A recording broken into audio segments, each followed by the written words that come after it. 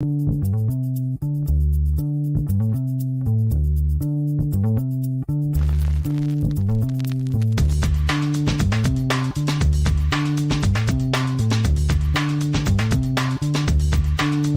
to the acclaimed podcast, The Deep Dive, featuring your esteemed hosts, Andy Monitor and Drew Dinzik, powered by BetSperts. Welcome to The Deep Dive.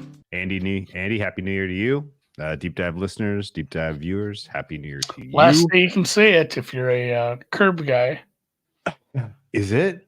Yeah, it's. Do you remember that scene? The third is the cutoff? I don't remember. That's what he says. I rewatched the clip because I couldn't remember either. But it was today's last day. He's like, all right. It's kind of late for that. I'm a Larry David stan, so today is the day. This is it. Last day. I'm going to say it. Last day. Yeah, I'm enjoying getting back into the swing of things. I've started to keep a list of. I don't know. I should make a video of this. It's funny, like. Rob's tweet made me think of it, where just like so many people were shitheads in gambling Twitter, but like the old adage is there's one main character on Twitter every day and you don't want to be it. Like that's it's so it's true. A great adage, There's like the micro, gambling Twitter one, and then there's the general sports one, and then obviously there's like the biggest, the big news ones. There's multiple characters depending how you want to break it down. But it's been it's funny. It's like every day, man, there is something. There's always somebody being just an absolute dumb shit on here.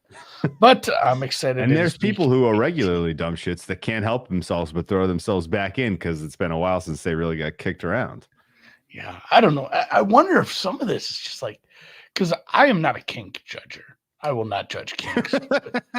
I do wonder if some of these people have some of these weird, like, God, am I going to, are we going to be 2 minutes into the show and I say cuck fantasy? No, it's kink shaming. You're not a kink judger. I've never heard of a kink judger. I know there's a kink shamer. I will not kink shame. Okay. No, it's almost like some of these people enjoy having someone just yell at them and tell them. That's actually not crazy. Or the dopamine hit of like looking at their mentions, like 150. Oh my god, 200. Like, no, I wonder if there are people that are they're willing to trade off their dignity for like a shitload of mentions and quote tweets and whatnot. Because I mean, I could say stupid shit and get roasted, but my skin is see-through thin, man. Yeah. I'd be on the floor crying. I can't handle it. Your tweeting performance in 2023 was unparalleled among the gambling community. I really enjoyed your content, and it was a good year. Just good tweeting doesn't get you attention, doesn't get you followers. It's just, I show up every day. I punch the clock. I put out some good tweets. I go home, kiss the family. Just Yauman like effort. It's thankless. It's a thankless job. Yes, we should have. We didn't do any, and we didn't do any like top 10 lists or anything or final. And you know why? Because we'll do it at the end of the year when we talk awards. That's great.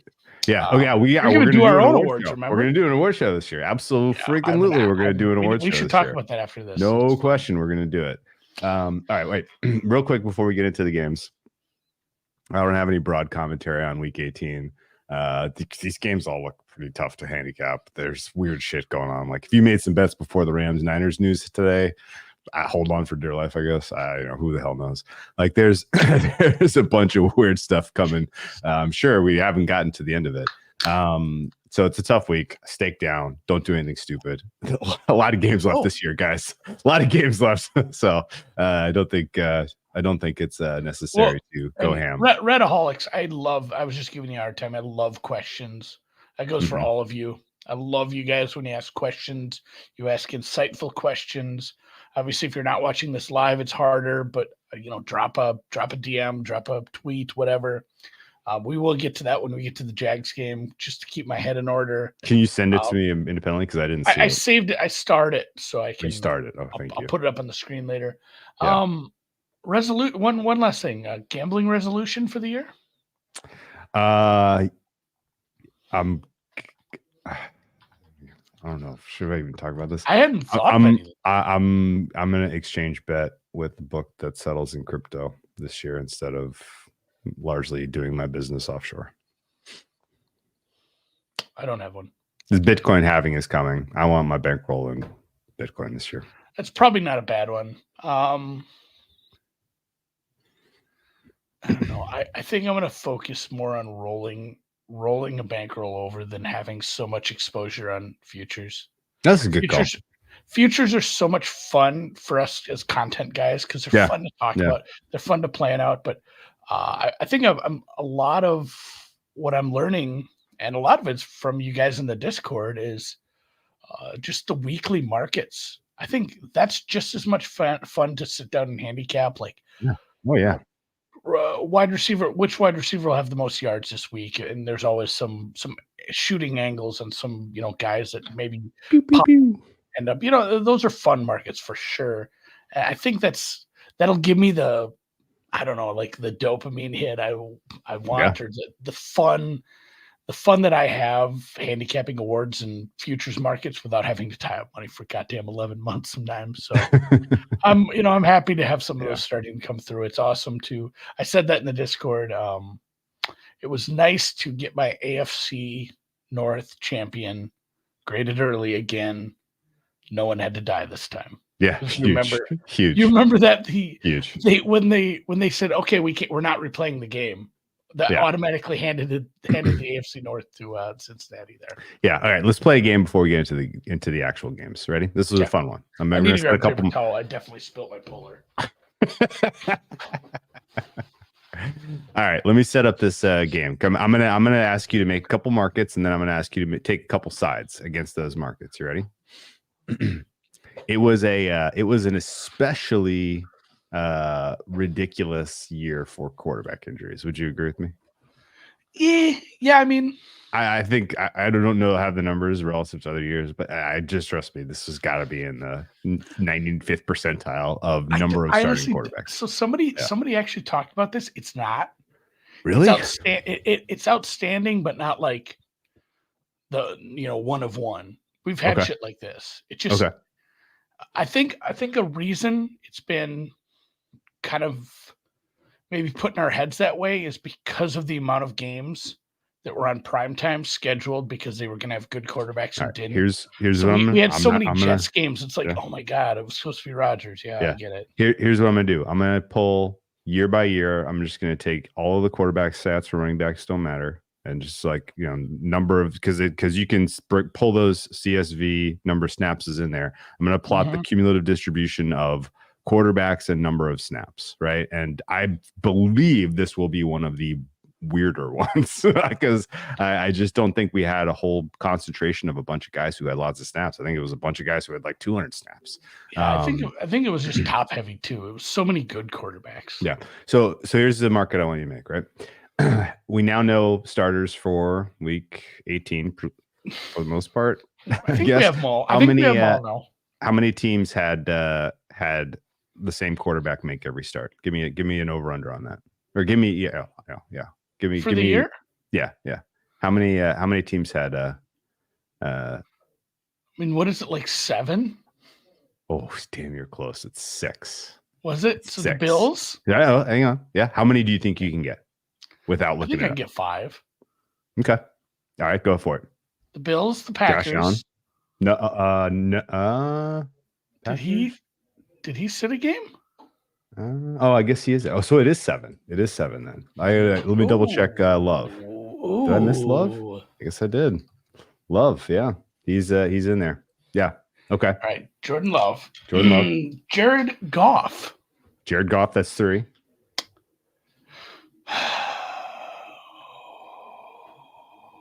Boy, it gets tough from there. The entire NFC West is out. Yep. That's how crazy is that? Yeah. The entire AFC West is out. Dak Prescott started every game. Dak Prescott. Jalen Hurts started every game, but he will not finish. He will. Yeah, that's not one of the weird ones. Did he start every game? Yes, I think he did. Jalen Hurts. I think he did. Patrick Mahomes. No, he's not starting week 18. Okay, he won't start week 18, right? I didn't know we were counting 18 or not. So what am I at 5 there? Yeah. Yeah, Purdy, Lamar, and Mahomes are all kind of asterisks because they're not going to start week 18, and they did make every other start. What, Purdy didn't miss any time in the middle? He was the only guy who he didn't was miss on that, he was the one that went on concussion protocol true, on a true, short true. week and managed to clear it miraculously. Yeah, Purdy is being replaced by Darnold for week 18 for sure. Yeah. Baker Mayfield. Yeah, that's the one. You got it. Yep. Baker Mayfield did not miss any action. Did not miss any action. Derek Carr missed the game, right? Yes. That was always like he should have missed like 6 games and he only missed like 1.5 somehow. Oh God. Tua. Right. Oh my God, you guys, Tua.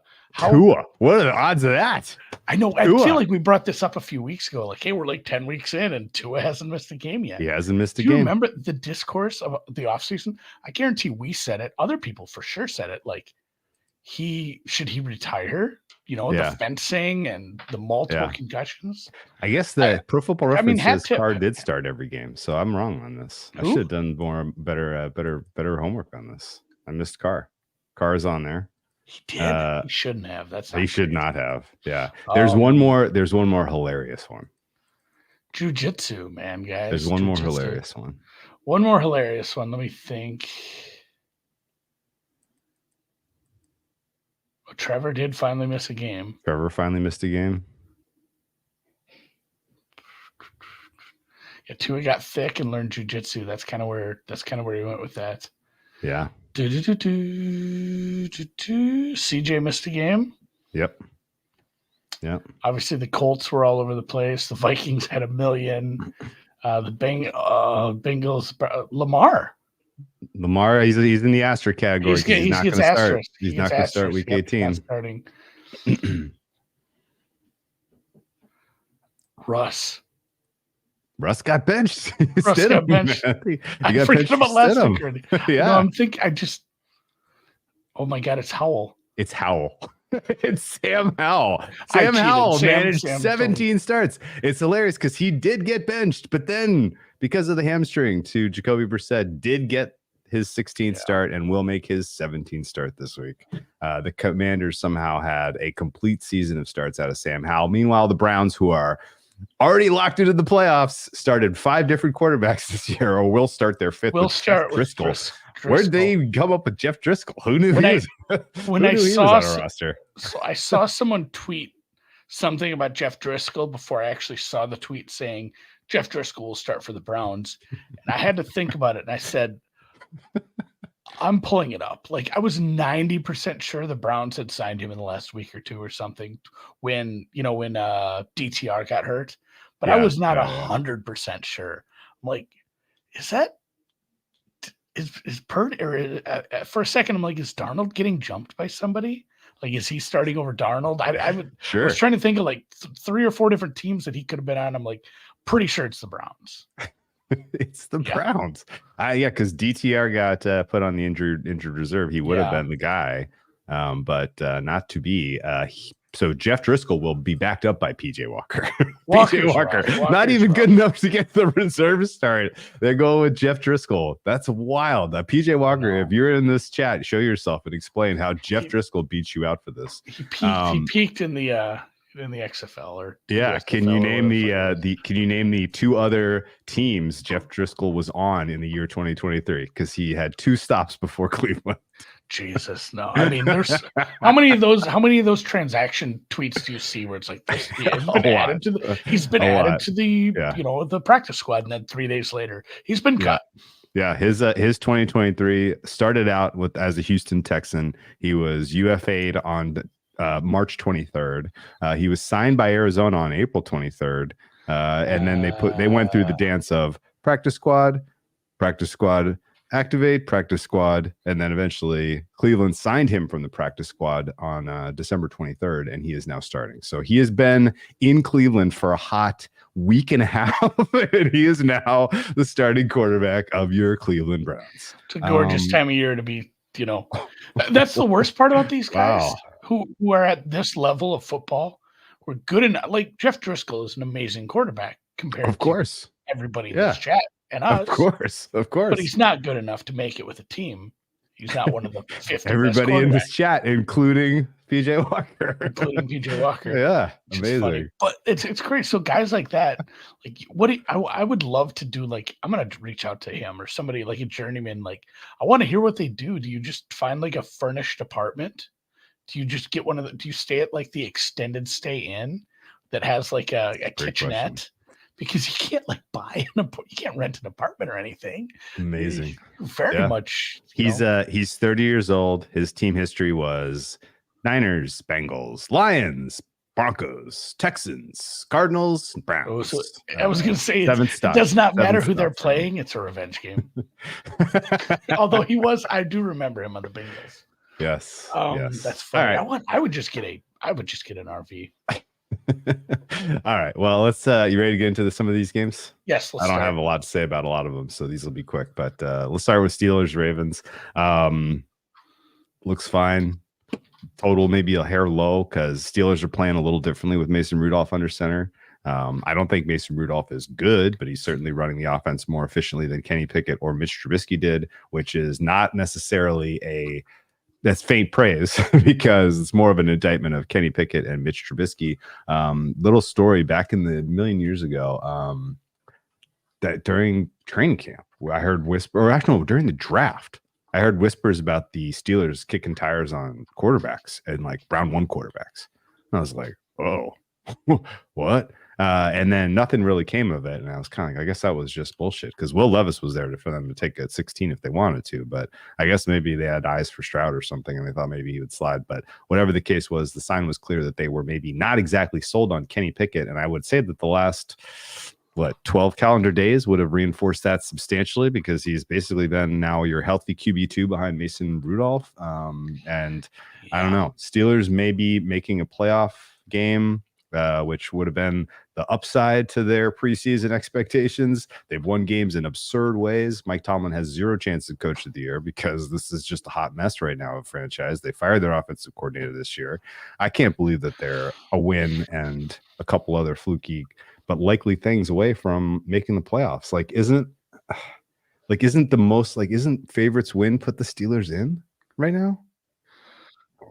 The Steelers are like, the market has them at like 40-45%. I ran my numbers. I was pretty close on almost everybody else, just off by a little. And then I get to the Steelers and I had them a lot lower than the market. They need some things to happen. Like, I basically think the biggest part for them would be the Bills to lose. If the Bills lose and they win against the Ravens, that's it. They're in. So, I mean, neither of those, they're a favorite, small favorite, 4 points. And the Bills, that's a field goal game. So it's not, it's just probably, let's call it a 60% game and a 45% game. So it's not that unlikely that they can get in, but there's a bunch of other ways. Like if they win and the Bills win, they can still get in. If the Jaguars lose, they can still get in. If the Colts and Texans tie, which doesn't seem super likely, but yeah, they're not that unlikely to get in right now. Landon Roberts and Minka were practicing. That's huge for their secondary. As people in the chat are mentioning, it doesn't sound like, I wouldn't start Hamilton. I wouldn't put Humphrey out there. You're going to end up, you got T. Hunt at quarterback. I still like the Ravens at 4 here at home. Like, it's just not been that good of a defense. I'm starting to wane on that a little. If Minka and Landon go, that helps a lot across the middle. This has been a defense that has looked a lot different when both safeties and some of their linebackers have been out. And then for some reason, Mason Rudolph has been their best quarterback, and it's not been close, not sustainable. I do kind of like this over as well, though, with some of the missing pieces. And I don't think Huntley just, checks a bunch of runs. Why wouldn't you? No, yeah, why wouldn't big time you Nelson Aguilar game? Yeah. Why don't you sling it to the backups a little? So I don't hate this over. The only issue is possible weather game, but not so fast, my friends. It could get cold enough where it turns into snow. I think that's more likely further east, but it's sounding like this could be an ugly weather game that's probably keeping me off the total. There's like a 90% chance of rain, and the wind could be 15 to 20. I'm probably just going to end up on Ravens +4 here. So Durso is right. if all the favorites win, Pittsburgh's out. They basically need the Bills or the Jaguars to lose, and then some other shit to happen. The most ridiculous thing, I'm looking at my cheat sheet here. There are 2 scenarios where Pittsburgh ends up as the 6th seed. How the fuck? And there are scenarios where Pittsburgh loses and they're still in. Like, huh?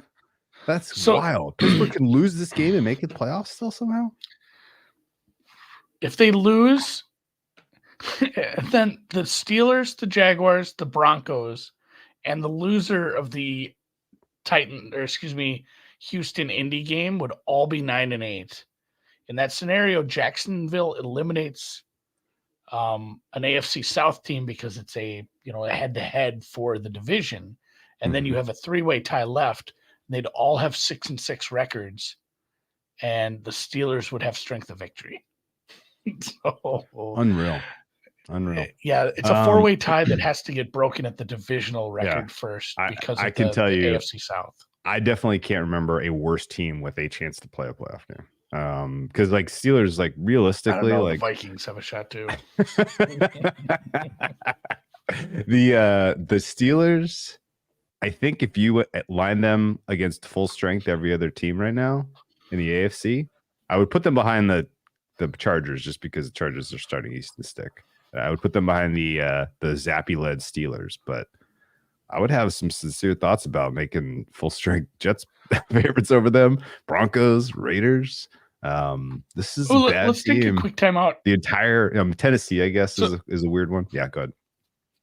Quick timeout because I did this. I just looked at what my most likely playoff scenarios would be. Yeah, and I said that what is the most likely? Let's call it 12 teams. The modal. Because the one let's call them the modal playoffs. What is your modal playoffs? So, and I want you to do lines because I did lines for these. Okay. Indianapolis is the 7th seed, heads to Buffalo. 8 points. Line it. I had it 10.5. Oh, I'm really cold on Indy. Wow, you are. I thought I know I'm like, that's or maybe I'm not cold enough. I don't know. Miami heads to Kansas City as the 6th seed. This is a really, really tough one. 3.5. I had it as a pick. Okay. Because we are way off. I know we're not. Holy shit. Well, I mean, Miami's the Chiefs are getting a bye this week. The Chiefs are getting a bye this week. They got home Arrowhead. Yeah. I don't weigh those buys. The injuries for Miami right now, I've downgraded them massively. I'm at a spot too where I've had to I'll probably be downgrading Miami if the injuries continue to trend this way. Okay. And be closer to like Kansas City -2. But okay, if they get healthy, you're going to be on the Dolphins if that's Okay. I know if they get healthy in 2 weeks. So I didn't want to downgrade it for this because I'm like, well, but it's 2 weeks from now. I hadn't thought about the KC getting a pseudo bye. Jacksonville hosting the Browns. Boy. Browns 1.5. I had pick here as well. I was very close to 0 with Cleveland, the better team, but having to travel. And then Los Angeles Rams dropping to the 7th seed for me, having to go to Dallas. Mm-hmm. Dallas 4.5. I had 7. Wow. It's a big number. I'm high on. I know I'm on the Rams. I'm high on. I thought I was high on LA, and then I looked at them like, geez. Yeah. Green Bay. So in that case, obviously Green Bay has stolen the 6th seed from them and will head to the Motor City. Yes. Deep -3. I had 5.5. Okay. Which, not a big difference once you get past the 3, but I think I might be low on Green Bay at this point because their injury report after I did this morning, it's looking kind of decent for some of their key players. So I might be upgrading Green Bay a slight bit. And then Tampa Bay hosting Philadelphia as the Tampa 1.5. Yeah. That's a sad state of affairs for my rating on Philly right now, man. I don't even really want to say it out loud. This defense is like bottom 3, dude. They're so bad. I upgraded a little. Bad. And I'm future casting. We're going 2 weeks. So I want to do my look at pricing. I'm going with Philly a little healthier. Philly -3. Slay's back and Philly pulled their heads out of their asses a little. When I looked at that too, like Tampa would take money, obviously. I love how far off we are. That's where power numbers. I mean, stuff is once you get to crazy this right point in now, the year. man. Yeah, stuff is crazy. I'm also mental model shooting shit right now. Like, Oh I yeah, no, I don't know what actually my it's actual numbers would be. But that's what makes it yeah, fun. So that's yeah, kind of my guess. Okay, that was a fun exercise though. I'm gonna make a bet on Baltimore. Probably some Baltimore money line. Okay. Baltimore money line. Huntley was Huntley the guy that did well for them and almost beat the Bengals last year in the playoffs. He's a Pro Bowl quarterback. Yeah, remember when Pro like Bowler. every other quarterback was out, so they made him a Pro Bowler. Yeah, that's right. We've got a lot of Pro Bowlers playing this week. Wentz is a Pro Bowler. Darnold make a Pro Bowl? No, Darnold didn't make a Pro Bowl. He was an MVP candidate after 3 weeks in Carolina. For like 3 weeks. Yeah, Charlotte. All right. Houston, Indy. All right. An important game on a. Yeah, this is one, fun that we get a meaningful game on a Saturday night. Yeah, I thought there was a chance that the winner was not in the playoffs, but that is wrong. This is a win and you are in. But it is not an elimination game because there are scenarios where the loser still gets in, right? Yeah, this is not a true playoff game. This is not our first playoff game. This is not the super wild, the double wild card. There were chances for it to be that way, but as it currently stands, the Colts or the Texans would be eliminated with the loss. Okay. So it is an elimination game for the loser. The winner is in with a chance for the division. So, okay, there's too many combinations. My brain is hurting. Okay, so basically, this is a playoff. I have a sheet. This is a playoff game. This is functionally the winner is in the playoffs and the loser is out. So this is our first playoff. Pre-wild card. Yep. Okay, awesome. Should be a good game. Do you have thoughts on this? I like the under 47.5 under for me was a bet. And it's honestly just because it's a short week. The injuries to the offensive skill position players for the Texans matter. The injuries to the offensive line for the Colts matter. I think basically all the guys that missed practice for the Texans defense were mostly just rest. I don't think any of those guys are actually going to be limited in terms of their production or play. And I think honestly, the Texans run defense is performing exceptionally well. And that puts this game on the arm of Gardner Minshew.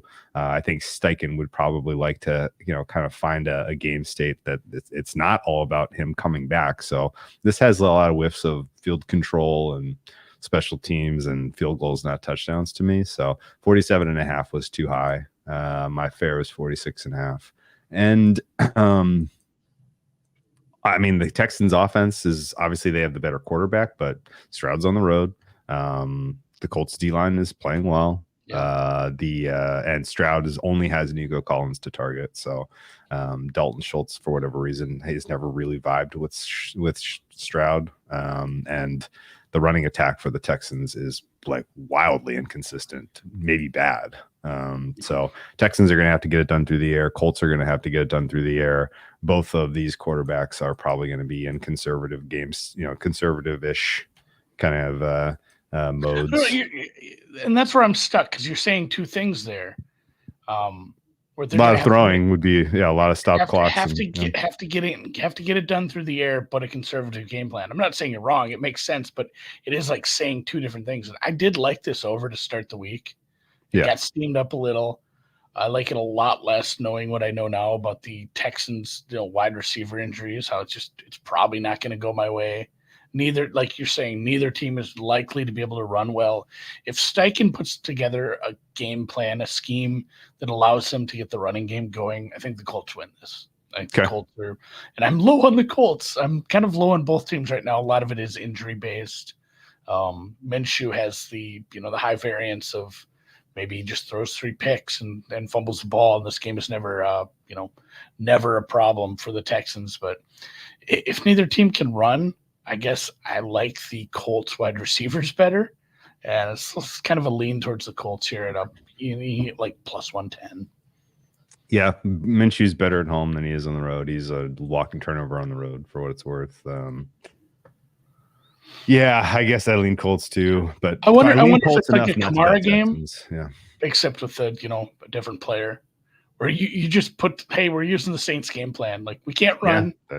I'm worried about some of the deep stuff. What Yeah. if we just throw 90 screen passes to, JT and Moss and Yeah. whatnot? Yeah. I think, and I think that's, I don't know. The fact that this is a playoff game with some inexperienced players and coaches, like, is this going to be 3-3 at half, 3-3 as we go into the fourth? Like, yeah, this could be like a nuke under. It could be a good live betting game based on what you see too from what Steichen comes out from. With the most important question of all. I don't know if you can be conservative at a certain point. You can't be like, oh well, it's not working, but let's stick with it. And if it doesn't work out, we'll figure it out next week. Like you're gonna have to be. That's another good question. I'd love to hear from some coaches or something on that. Like, what does the game planning look like in a week like this, where hey, if stuff doesn't work, our season's over, and we have to have there has to be a plan B envelope you can rip open a lot quicker. Yeah, so that's curious to watch this one for sure. Yeah, but also like if stuff's not working, but their stuff's not working either, you just try to win the field position battle. Like that's kind of game. Yeah, I think that's kind of where this goes. Minshew against zones, Fabian says. Yeah, that's fair. That's very true. Guy. Hopefully that's not an imposter. I'm sure that's not an imposter. I think that's him. It's a picture of a beer. I believe that's a Pilsner Urquell. Ooh, that's isn't that Czech? That's Czech. It's Czech, which is maybe now I'm a little worried. I don't know. My grandmother is half Czech. The final question for you. That's maybe the most important question of all, Andy. We're gonna do a halftime show for this. It's the first playoff game. We kind of have to, right? I don't think I'm doing anything. I'm not doing anything. Well, I'll be drinking, but not gonna do anything else. I'll pop out to the shed. All right, let's do it. We're going live, and we haven't figured out what game it's going to be yet. But I'm assuming. What do you know about divisional weekend? Is there Saturday? There's Saturday games that week. There's 2 games Saturday, 3 games Sunday, and 1 on Monday. Oh, divisional. Divisional is 2 and 2. Sorry, divisional is 2 and 2. 2 and 2. Yes, 2 and 2. So divisional week. So let me look at a calendar. 2 and 2. This weekend, the 6th and 7th, is a 13th, 14th is wild card. All right, I'll be in Chicago. Somebody asked me about that. He's like, well, do you have to do like a show on Saturday night? I'm like, I can do it outside of an Irish bar in downtown Chicago. Do whatever I want. Perfect. Yeah. No, we can. I will be. I believe I will have a computer that I could do and hit play. Deep. Boop, boop. So yeah, we should be able to do it. Okay. Jackson, Tennessee. Right. I lost a bunch of money betting against the Jags this year and betting on the Jags this year. I feel like I just kind of want this team to go away, but they're not going to. I don't know how the Titans pull off a victory. They're going to try, I suppose, but I don't know, man. You got to read. I don't know. This is win and get. I want to doubt. Look, man, I want to doubt the Jaguars because Trevor Lawrence has been playing like shit, playing through injury, and he's playing through a worse injury now, which is a shoulder injury. I know it. So I kind of need. I will pay to see him go out there and hit and drop dimes to Calvin Ridley because there's no one else. I guess Zay Jones is trending in. So maybe they're going to be more at full Not strength. only that, but Kirk is like coming off the. Hey, I'm coming off the. He hasn't been. He's in the window. He's in the window. No, but they can do that like they can do that like game day. You think they are going to? Like I have no idea. Obviously, it's such a do or die game. If he thinks he can go, you play him. It would take probably a very bad injury where this is not progressing at all, and he just can't physically play for Trevor to miss it. But I do wonder if it might almost be a burden on the team if Trevor goes, where he's clearly not 100%. He makes some mistakes. He has some throws he just can't quite make, and there's some turnovers. Like if you're making me bet this, I'm probably betting Tannehill at home. It's not a spot where Vrabel or Tannehill is quitting. Like they don't give a shit. It's a divisional game at home, so I don't want to bet the Titans. But at this price point, with a beat up Trevor and both of these receivers kind of up in the air in flux, it's been a defense that's been up and down and mostly down. Honestly, like I Derrick the Titans, Henry's last honestly, game. like I was inclined to take the points with the Titans and say this is a bridge too far. Must win doesn't mean must cover. Blah blah blah. The Jaguars have been playing their players through injury all year. It is very clear. Like they're going to push everybody out there. They're playing like this is all must win, and they're playing like they're in win now mode, honestly, as a franchise, which is interesting, and probably correct because CJ Stroud and the Texans are coming, and I mean maybe Anthony Richardson and the Colts are coming too. Like we could be living in a world where the AFC South is the most competitive division in the next 10 years. The Jaguars are playing like they're in win now, must win mode, so they're going to start anyone that has a pulse. I still doubt that Lawrence can do it until I see it, but. And the Jaguars defense, which has kind of a decent pass rush going right now, they got a good stew cooking against a terrible offensive line. Probably has some success. So ultimately, this is I was sitting there waiting for a 6. This is probably a stay away. Yeah, and Redaholics, who got into the chat before the stream was even live, asked, "You're screwed. We can still get in as a wild card, so." You can't do anything. I think if you want to hedge, you almost have to. Like, if they win and they're in, I don't know if I'd take the 5.5 as a middle. Right. Maybe I would just take the whole McGilla, like Tennessee to win the game, man. If I'm hedging off. Oh, he took them to miss. He took them to miss, which means that you can't do anything. Right. Oh, cheapers. You basically you basically have a cheap parlay on Tennessee plus one other thing happening, right? Tennessee, you have a cheap parlay on Tennessee money line combined with Steelers beating the Well, if the Ravens win, the Broncos lose to the Raiders, and the Texans lose to the Colts, Jacksonville's still a wild card. Ravens, Raiders, and either way that the Colts game goes, basically it's Raiders, Ravens. Like Steelers lose to the Ravens, Broncos lose or tie to the Raiders. They're still in this wild card. Yeah, you're kind of just holding the bag on that. That sucks. So you're basically holding a cheap parlay of Titans money line, Pittsburgh money line this week. I think you just got to ride it. I know this Jags team. I can't believe how bad they were down the stretch, and they still are going to get in. I gave up on them a bit too early, I guess. Whatever. I still have my Packers Jaguars Super Bowl exacta to win gobs off of like a $40 bet. But okay, well, I still have some futures. So if they end up doing we're cheering for the Jaguars, but Jaguars by 3. Mini Detroit. Cool. Looks all right to me. Lions, if anything. What do you think? Over Lions over? Is this the Lions over parlay? Going with Mullins, who is a little livelier to throw the ball to receivers down the field, and also throw some interceptions. Yeah, it's kind of an over or nothing. Lions number is in a weird spot. Obviously, they don't have anything to. They're in a goofy spot where they need. They need Philly and Dallas to lose, I think, for them to have a shot at anything. And of course they play at the noon game, and both those games are later. So they'll have that little bit of doubt. I don't know if you've heard any Campbell news. Yeah, he says we're going. Most of the Campbell news stuff to start the week was bitching about, or questions about the end of the Dallas game. But he says he's going. But, if this game gets out of hand, one way or the other, like you're resting players, right? Sure. So, a backdoor or just hey, we're pulling Goff because we're down by 15 in the fourth quarter.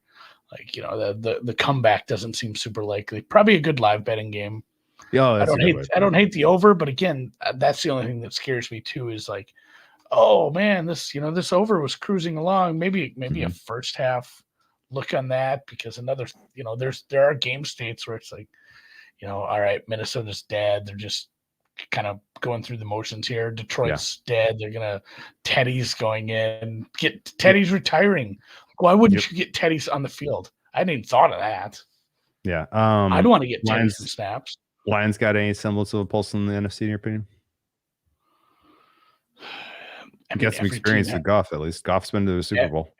Every team has issues with the secondary. All the top teams. Yeah, if they get their pass game going, they can hang with the Niners, the Eagles, Cowboys. I agree. They're the worst of those four. Yes. By a They bit, may be but- worse than the Rams. Yes. Yeah, there's that. Yeah. But with an offense like this, if it clicks on the right day, they can hang with any of those teams. I agree. I wouldn't bet it unless they got a big number, though. Yeah, you are realistically looking at 6 other very bad pass defenses in the not very bad, but problem, but The like Packers get in. problem. Yeah, problems. Yeah, there's a bunch of problems. All right. Falcons Saints is one I will not be watching, and I do not care for one semblance of an iota. Lost money on both of these teams this year. I kind of want them to go away. I especially don't think the Saints and Dennis Allen should get rewarded in any way, shape, or form, which is what would potentially happen if they hold court and the Bucs somehow fumble the bag. Saints still without a bunch of key players. Saints still not good. Derek Carr, I'm not being fooled by Derek Carr's performances recently at all. Falcons could win this game. I don't think that's a strong reason to bet them, but this is definitely a more in the coin flip territory than 3, I guess. Mm-hmm. Yeah, so I have a Falcons to miss the playoffs future. I have a Saints to win the division future, which is not in great shape. So I've basically already bet this. Yes, it would be great if this. I don't care if they cover. I don't care what. Saints by any amount would be good for at least. I don't think I'd hedge and bet against Tampa. I'm not taking. I'm not taking that later on. It's basically I'd have Carolina money line at a shittier price later on. So I have a bad number on New Orleans to win the division currently. But I'm hoping the Saints or the Falcons go away. The loser is eliminated. The Falcons can be eliminated by other things like the Buccaneers winning. The Saints would stay alive if they end up winning this game, but I think they obviously need some help as well. Their scenario is the win over the Falcons and the Buccaneers loss, or a tie and a Buccaneers loss. They can still get the 7 seed in a long scenario that I'm not going to read. It's like a win, a Buccaneers win, a Seahawks loss, a Packers loss, or a bunch of other stuff like that too. So very, very slim chances at the 7 seed for New Orleans. Basically, they're hoping Tampa loses. Heineke's hurt, by the way, so this might be Desmond Ridder time. Pass. That's the thing. So, Heineke's banged up. I don't know what Atlanta's plan here is. If you're Arthur Smith, though, I know there's been some It's probably his last game. There's dreaded votes of confidence, wasn't it? There's dreaded votes of confidence are coming out. I don't know what his You can't go out with a whimper. Okay. So I mean, you're gonna get Falcons' best shot, which who knows what that is. Okay. Best bet of the week: New England Patriots -2. Bill Belichick's final game. Bill's as Patriots head coach in Foxborough against the Jets. Say the under 30. This game could suck so bad. It could suck bad. You see, there's 30-mile-an-hour winds. Well, Zappy is beginning to turn this team into a bit of an over team. The way he's slinging it. Yeah, not only a high chance of snow during the game, but it's one of those where you look at the forecast and the temps are 30 to 33.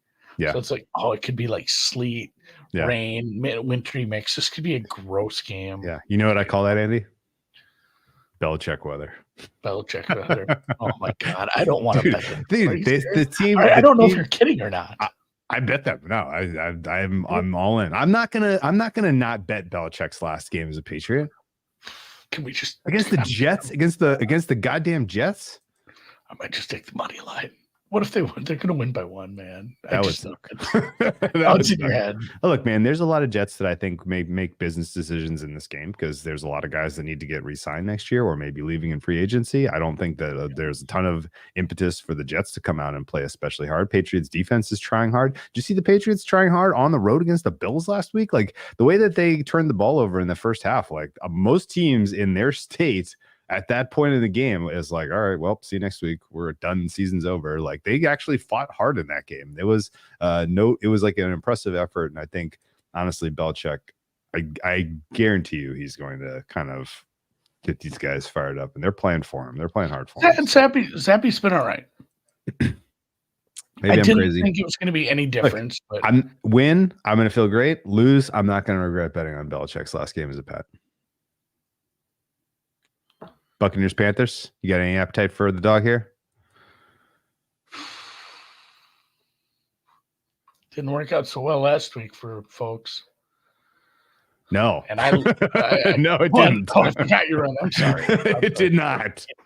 At least I knew it was over early. At least I knew it was over early because, like, I'm watching them drive. They good defense held up. They only conceded a field goal. They were driving the field. They went for it on 4th down in midfield. I'm like, all right, Panthers came to play, and then they went for it again when they were clearly in field goal territory. And I'm like, huh? Well, they might not score. Fourth and 7. Huh. Oh, the kicker's hurt. Oh, they might not have a kicker. So they're just gonna like drive until downs or drive and punt all day, and that's what happened. I don't really have the stomach to go back to the well with them. Best of luck to Mr. Bryce Young in the offseason. I can't imagine how negative the discourse is going to be there. The Panthers have clinched the number 1 overall pick, which belongs to the Bears. Just an absolute mess of a franchise. We have a $300,000 fine that was levied to David Tepper. He can't be throwing drinks at fans. That whole franchise is a mess. I don't know how they hire a coach. It's probably the least appealing job. It's the least security. Well, not only because of the quarterback situation combined with the cupboard that you have for draft picks. Plus, it's an owner that a meddling owner who's going to fire you in a year if you suck. Yeah, it's not a very appealing. It's a nice area though. Charlotte's nice. Queen City. I think they should change their airport code. I can't go there. You're not down with the clit? Oh. Get with it, you guys. Hey, I found the airport. They have all those rocking chairs. It's a lovely airport. It is a nice airport. It's a nice I found the airport. Tampa, despite being in the catbird seat, is eliminated with a loss. They don't have a path to a wild card like Correct. New Orleans because of the tiebreakers. Must win. So, right. Must win. Baker would not have practiced if they had practiced today. It's a little worrisome, and I think that's why this line is where it's at. We'll see. I'm not excited. This could be the you remember in the preseason when Baker Mayfield's job was like kind of in doubt? And then he started every single game. Yeah, there was people very sure like, oh, he's gonna lose the job to Trask. Yeah. People thought he was on the hot seat before we even got to the season, and he has managed to start all 17. Well, actually we don't know. Maybe he doesn't start all 17. Could be Trask time. If he plays this game, he should have 4,000 yards. Like he'll have a 4,000 yard year, which is unbelievable. Pretty solid. It's probably his best season. I got to look at the numbers, but it's probably his best season in terms of total EPA. No opinion on that game otherwise. Browns Bengals. We talked about this a little bit already. The Jeff Driscoll show comes to town. Bengals probably not going. Bengals probably putting Chase and Higgins on ice. Bengals defense is fucking hot. If I'm Higgins, I'm putting myself on ice. I'm not good to go. I'm a free agent. I'm a desirable free agent wide receiver. I'm not playing. Seriously. I would absolutely put Chase on ice for sure amongst other players. There's probably a couple offensive line, maybe a running back. I'm not playing. Yeah, you think Myles Garrett plays? For sure. I don't. I mean, shouldn't the Browns really use this as a bye week? They're locked. They're hurt. Yeah. Like, we're not really gaining anything, I don't think, by playing them, are we? I mean, the fact that they're using it as a bye week for the quarterback, Flacco, yeah, makes me think that they'll go. Yeah, they'll sit him. Well, it'd be one thing. Their playoffs. It'd be one thing if he hadn't had any ailments all year, but he had a pretty major, shoulder injury that we were worried about. Remember he had that car accident and screwed up his shoulder? I do, yes. I I do. wonder if it's the same one. Yeah, I wouldn't think there's any chance you see him this game. It is the Driscoll revenge game, Nick. He was a Bengal once. Boy, this is a weird one. Driscoll versus Tough. Browning. It's tough for Defensive Player of the Year voting too, because I mean, like Spencer's pointing out, oh, who's Micah playing? Is it anyone who's ever been sacked this year? Like when Micah breaks, like when he breaks, who's the Chiefs' single rusher? game sack record, the Derek Thomas single game sack record. When he has 8 sacks in Sowell. Yeah, I don't love the. I have a fat at risk on Garrett, and I am not feeling super duper 1,000,000%. That's not a great scenario because the Cowboys have something to play for. The Cowboys have something to play with. So does fucking Watt. Like if Watt kicks ass and sacks Huntley 3 times, he's going to be the sack leader with like maybe by margin. Yeah. And he's going to have maybe played his way into a playoff spot. Like don't love that. Yeah, I feel like this is like you kind of need Garrett to win like Walter Payton Man of the Year during the week as well. Okay, let's remember how good this guy is. It's not even nothing. He's never done anything that's ever questioned his integrity as a man. Thoughts on the line though? 7. It's massive for Jake Browning with no weapons. That's massive. So yeah, if you end up with why is this total 37 is your number one weapon? I think missing some pieces from the Browns defense though makes it less desirable under. Yeah, but Browns that's kind of where I'm at though. Jeff Driscoll's been in town for 12 days. We just talked about this. That's what I'm saying. I would think the Jeff Driscoll offense is fairly conservative. It's not the same as like, hey, I want to go out there and show out. Like Jeff Driscoll's going to do what he's told because he's been given a job for a week. Like, hey, I'm just happy to be here in camp getting a game check. I won't fumble the snap, guys. Yeah, I'm just gonna hold on to the ball and hand it off to whoever. You're not going to fumble any snaps, and nobody's getting hurt on my watch, buddy. Yeah, this might be I'm not going to throw over the middle. We're not going to get anyone injured over the middle. No hospital balls. Figure out who's going to be the lead back for the Browns. Bet some overs. We didn't even talk incentive bets because they're kind of dead. Yeah. I do want to say there's still life in incentive betting. If you find some articles or some threads and there's 30 incentives listed, like 25 of them are going to be just absolute dog shit bets. I would more angle shoot on player time than I would do incentive shoot. Yeah. Well, I mean, I'm saying there are going to be incentives, Drew, that you got to find one that aligns. Yeah, like Puka Nacua breaking the record or something, right? Or just it has to align with that team's motivations and their game plan for the week. There's going to be ones where it's like, well, yeah, this is the game plan anyway, so it makes sense. But some of these is like you're betting a wide receiver to break some sort of record in a game where they're probably going to have to go conservative anyway. Like, don't do that. That one's not great. Yeah, but no, I would guess that this is probably going to be one of the more lucrative weeks for prop players of the entire season, maybe the most. Yeah, but of just angle shooting. Forget about the incentive shit. Like angle shooting is where it's at, right? No, how many?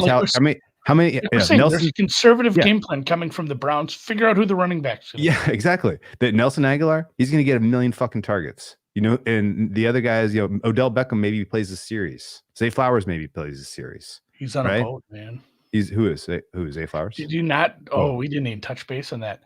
OBJ is renting a boat for the Ravens offense. He should know better. He should know better. Excuse me? I know. As if this hasn't happened. You mean like over the bye week, he's going to take him to Miami and they're going to party on a boat? Yeah, on a boat. He's rented a boat for the offensive players. I did not hear this. Jesus wept. I do not like that. I'm glad I have no skin in the Ravens. Fuck them. They're screwed. Yeah, they're dead. All right. They're dead. Season's over. So yeah, I'm gonna be looking at top players. Like we'll get like we don't have. Do you have any markets that liquid at all that you can bet into in player props right now? I don't think there are very many. If there are, they're certainly not available to me. This is gonna be like Saturday. Yeah, like honestly, just put down a list of angles that you want to shoot for, which are these guys aren't going to play their normal count of snaps, and it may be by a lot, and these guys are going to get extra snaps because of that, right? And angle shoot like a motherfucker. Did I get got by the boat thing? Was it a joke? It has to be. It has to be. I hope so. It has to be. Please, someone let me know that was not real. It's kind of half paying attention to Twitter. Okay, let's keep moving. Bears Packers, good one. Bears are going to play hard. Packers need to win. Lines at 3. I think that's right. Totals at 44. I think that's low. I think the Packers defense can be had by the Bears. I think the Bears defense can be had by the Packers. Bears defense is predominantly a run stopping unit. Jalen Johnson is hurt, although he says he's going to go. I don't know why, because he doesn't have a contract. And if he gets hurt in this game, then he's shit out of luck. But ultimately, this is going to be a pretty competitive one. And both of these teams are so different than the ones that played week 1. I can't even really wrap my head around it. I'm not really ready for any Bears offseason discourse at all. But certainly a solid performance by Justin Fields against a Joe Barry-led Packers defense will have massive consequences for both of these franchises. Joe Barry probably coaching for a job. Maybe he's too late. He's done. Yeah, I don't think that. That ship has sailed, to stay in the nautical theme. Yeah, I like this over. Big part of that was some of the injury report news we got for the wide receivers for Green Bay. Obviously, they're playing for a lot. They're at home. Bears have a good run-stop defense. I'd like to see the secondary do it if Jordan Love continues to play the way he has. And at the same time, Justin Fields kind of knows where he's at too. Like, he knows his team is making decisions on his future. And you've seen how hard he went last week. That game, that play where he snuck out of that sack somehow and ended up, it was against Atlanta. Let's say that for record keeping purposes, but he still looked like he was giving it his all, and he has a lot of juice. So yeah, I'm excited for, I'll tell you what, man, for him to play. The facts are this: I don't know what the fair compensation for Fields is. I don't know what the fair trade value for Fields is. I don't know if the Bears are better off trading him or drafting a quarterback. I have no clue about any of that stuff. I will just tell you that with the quarterback play we've seen over the balance of this year in the NFL, Justin Fields is a bona fide starter. Like, there is no question he is in the top 32 players that you can have on your week 1 running out there to try to compete for a playoff spot. I am sure of that, and I would guess that that probably plays into some of the decision making for the Bears, because he's more of a known quantity than whoever you're drafting, and they can probably. I'm guessing they probably keep Fields in draft. What do you think? I like the trade Fields at the height of his powers, which is crazy to say that's where we might be. Okay. All right. So reset the clock. Yeah. It's a gamble. It's a gamble. All right, let's keep moving. Cowboys commies. Nothing for me here. Big number, but it's Sam Howell. And Sam Howell's performance, by the way, over the last 4 games is what happened? Wow. You are not a bona fide among the 32 most, likely players you would want to start a football game. No, they were correct to switch to Brissett. It just didn't work out. Yes, bad luck injury wise, but that was something else, and it was not good. What we've seen from him in the last month, I don't think that bodes well for his performance potentially against the Cowboys defense that needs to get right to a degree. Cowboys, do you agree with what the defense is doing recently? They're not giving up points, but they're playing the opposite of bend don't break. Does that make sense to you? They're playing literally, they give up some stuff over the top. We're gonna play high risk but might break. Right? They're trying to they're going just get the ball back to the offense. Full aggro. Right. Well, did you see Bland just get fucking beat like a redheaded stepchild in that one? Brutal. Hey, guess what? This is not a team that should be St. Brown. It was the St. Brown or Raymond or Reynolds. I guess it didn't matter. It was a fast player. It was like Khalif Williams. Raymond, was it Williams? Khalif? JMO's coming around, but yeah, that was kind of a tough hang. Hot, nasty speed. And remember when Bland was defensive player of the year for a week? That was People really talked yeah, themselves that into was that. crazy. He hasn't had a pick six since, has he? Yes, I don't think Sam Howell's going to do him a solid and help him pad his record, I'm sure. Yeah. All right, no opinion on that side or total. It's a big number, but Sam Howell's been such dog water, man. I guess keep an eye on Cowboys O-line news. Got to read there. That unit's kind of falling apart. Kevin They says got it so was Jameson Williams. Cowboys got so lucky that they are at home for round 1, and if they make it round 2, like holy hell, they are so lucky. And they didn't deserve it because Mike McCarthy. Like, have you thought back or watched back at the end of the game stuff for McCarthy? Yeah, it was worse than I remembered. It was worse than I remembered, and it was so bad. Like, he won. People forget. They won that game. They're the 2 seed.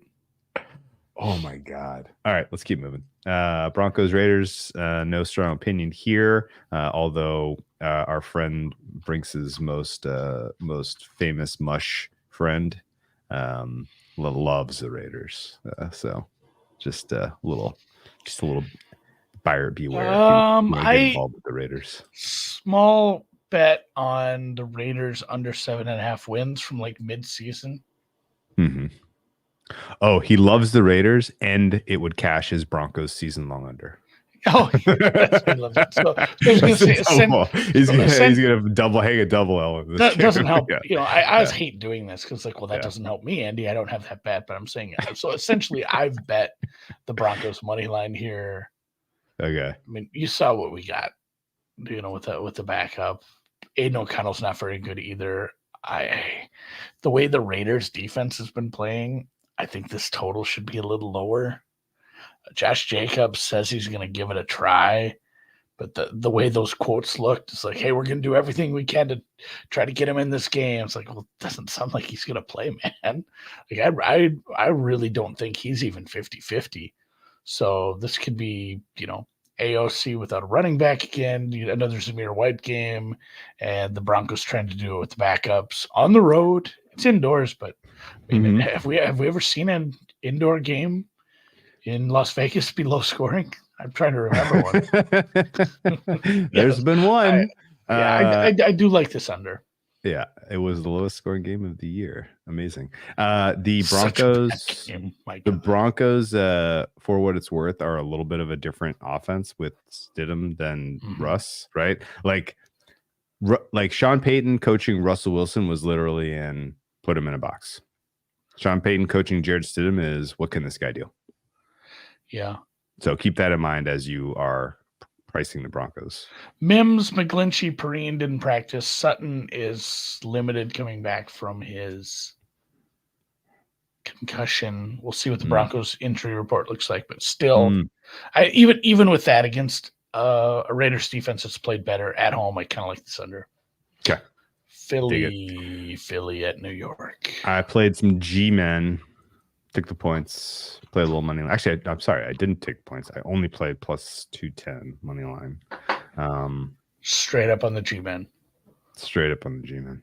Stidham revenge game, though. I forgot that. Good call, chat. Ooh. Stidham revenge game. Stidham has, who performed very well in Las Vegas in that stadium. It's Jared Stidham. Yeah.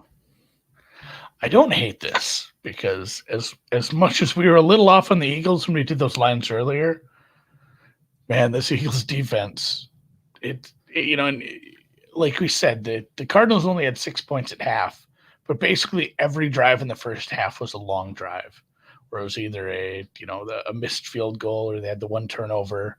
The Eagles were giving up gobs of yards to an Arizona offense. Yeah. Terod kind of has some Lamar. Like, I guess here's the question. Baby. Here's the question for you. The Eagles are a very analytical franchise. You agree? Sure. Are they looking at the numbers of what has to happen to get them out of this 5 seed and making a critical evaluation of we're better off treating this week as a bye? And Jalen Hurts is still not 100%. Putting him out here is a Devontae bad Smith idea. is not 100%. I'm going to tell you on this. You've talked to me. You almost had me. You had me before this. Okay. I'm going to play this with you. Okay. So I lean Giants, but I think as soon as you said money line, you're probably right. Like that's better. It's better because it feels like just also for some reason that I can't explain, the Giants are trying really hard. They are. They're trying super duper hard, man. Patrick's right. That long pass that Tyrod threw last week was good. It was beautiful. Tyrod was dealing last week. It's crazy that the Steelers and the Giants had these quarterbacks at the bottom of the roster. We were joking about the Giants having all these wide receiver 2/3s. Like Hyatt looks like he could play. Wan'Dale Robinson is kind of good. Slayton has a pulse now, and Waller's going to play. Like they kind of have all the weapons you would need to beat the shit out of the Eagles defense right now. Yeah. And this, it's crazy that they have all these good pass rushers, and it just doesn't matter because of the secondary right now. Doesn't matter. Unbelievable. Also, Sam, angle shooting. Sam's here. Giants second half. If the Cowboys are up by a bunch, that's a good call too. The teams will always, we don't watch scores. The fuck you don't. You have phones. Somebody's gonna let you know. I mean, you can look up the scores are on the the jumbotron for the out of town games. They absolutely have to be watching because they are an analytical franchise that makes decisions based on real time probability. Yeah, if the Giants they're not burying their heads in the Cowboys sand. are up by a bunch. And let's say Hurts has taken couple hits, couple pops. Like, Dexter Lawrence is in his lap. Yeah. What are we doing here? Should we sit him? Yeah, I like that a lot. So Sam, real quick, the comment of the day. We don't. That's not an award we've ever given out. We are going to give out a comment of the year when we do our year-long ending. We'll see how that plays out, and we'll consider it. Do we have I've been saving them. I've got a couple. I've got a couple. I got enough for 5 nominations. Just screenshot them when people talk shit to you. Yes, I found one the other day where somebody made fun of your Seahawks bet or something one time. Yeah, there was one. I'm sure it was a bad bet. I had a lot of those this year. They're still winning money, so I don't really care. Speaking of the Seahawks. Hey, by the way, real quick, does anyone in the chat know what the fuck's going on in the Hawks Thunder game? It's been third quarter, 9 minutes to go for 10 minutes. Something weird must have happened in that one. Anyone watching? I think Red Panda's on the floor. Oh no. All right. Well, I'll just cruise Twitter as when Andy's talking about the next one because I got nothing here. Did I have anything else on Eagles Giants? I guess the Seattle Seahawks would be eliminated with a Packers win, which is, why the Packers and the Seahawks both play in the 4:25 window. I guess they could scoreboard watch, but there's no reason for them not to play hard. Obviously, losing the game would also eliminate them. There's some tie scenarios that eliminate them too. So this is an elimination game in combination with the Packers being able to also knock them out if they were to win at home versus Chicago Bears. I don't know. This is one too. It looks like Kenny Walker is maybe going to go for them. They've had some issues up front. I haven't seen much for the Arizona injury report. I'm not sure, man. The Cardinals had quite a bit of juice on offense. It seems like a similar situation, except they're at home. This is a defense that could be had. This total is probably a little high, depending on how you feel about this game, but it's one of those where it could just get squirrely like last week and have 50-some points anyway. So no chance I'm wanting to get involved in this one.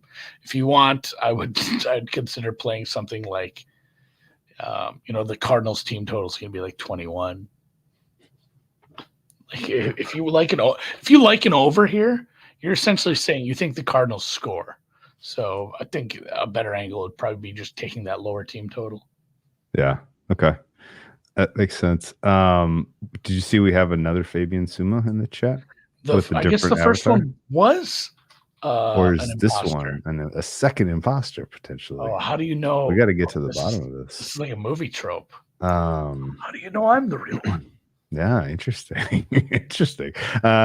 Cardinals are trying hard. They've played their way out of Marvin Harrison Jr. probably. Marvin Williams. I'm thinking about the Hawks. Come on. Like I'm thinking about the Atlanta they, Hawks. they will Marvin not be able Williams, to Atlanta draft Hawks. Marvin Lewis. They will not be able to draft. Marvin Lewis is out. Marvin Williams is out. Marvin Harrison Jr. probably already also out because they won some games. Yeah. Congratulations. You're building a winning culture. Winning culture. They drafted. I'm kind of in. Congratulations. I will never be an Gannon. I will say this. Marvin Harrison think Jr. is a. I will. I need to be convinced. I agree.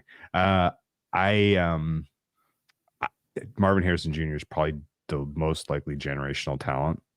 But I got to tell you, having watched a lot of college football and a lot of bowls for reasons I don't really feel like recounting, there are some sick wide receivers coming out in this draft. Round one wide receivers, like if you even have the a whiff of, we could use some more weapons. Like you absolutely need to draft a wide receiver in round one this year. Like there are some. I think you just don't watch a lot of college. We have this every year. There's always like 5 good ones.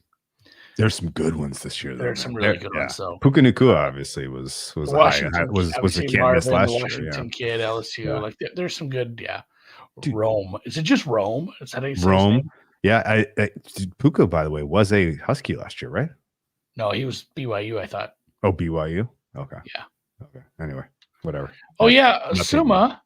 What is your favorite football team? If you're still in the chat, because only the real Suma would claim to like that shitty team.